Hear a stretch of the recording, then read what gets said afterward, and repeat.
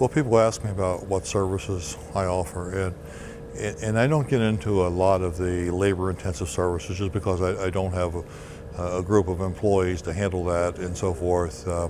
I think the greatest service that I can do for clients or collectors deals with my expertise and my grading ability and my knowledge of the market. So, you know, I think the best service I can do for a collector is to buy them the best coin that fits their needs, that excites them, that makes them proud to own it.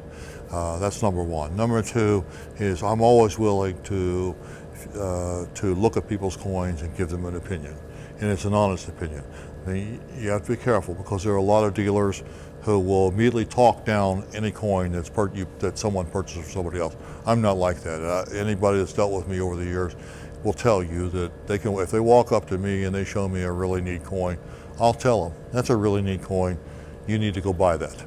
And I've done that throughout my career. I've never talked down another dealer's coin just because it was another dealer's coin. But I will tell them, I'm not sure I would buy this coin because there's a patch of hairlines over here that you didn't see or the grading service didn't see or something like that. So I think that's a good service. I take time to show people how to grade coins, how to see things that they don't intuitively know to look for.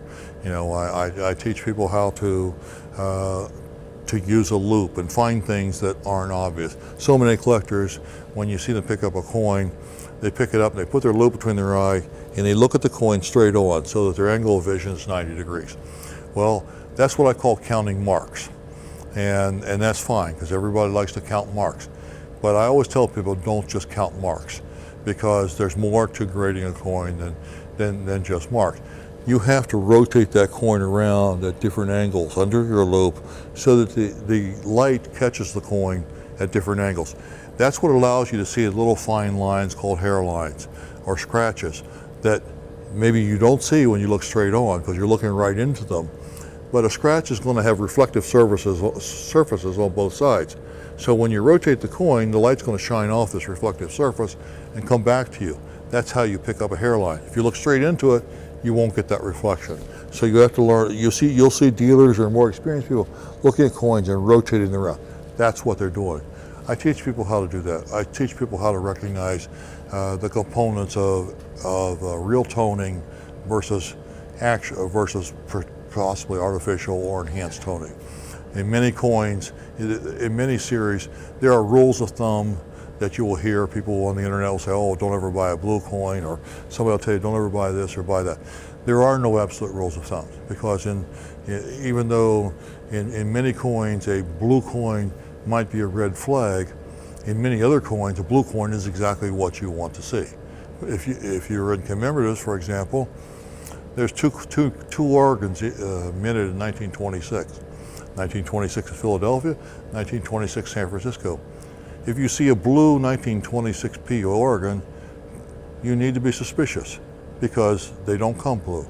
On the other hand, if you see a 1926S and it's red, you need to be suspicious because 1926S's almost always come blue.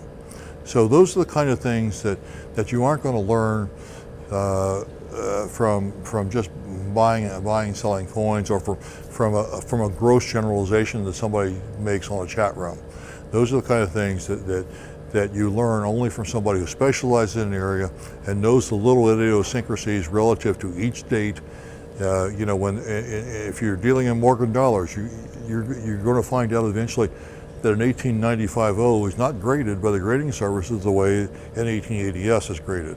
Now, everybody thinks that in a perfect world, the grading service would apply exactly the same standards to every coin, but it doesn't work that way because if they did, there wouldn't be a 1895 O Morgan dollar that graded higher than probably MS-62.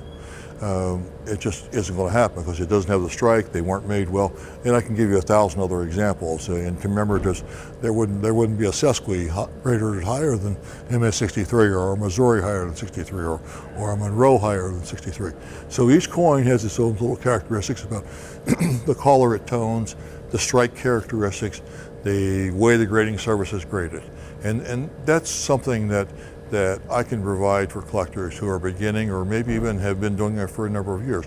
But that's based on expertise of looking at thousands of coins over many, many years. And I think that's a more valuable service than anything else that I can offer. Where do you find all these beautiful coins that you have in your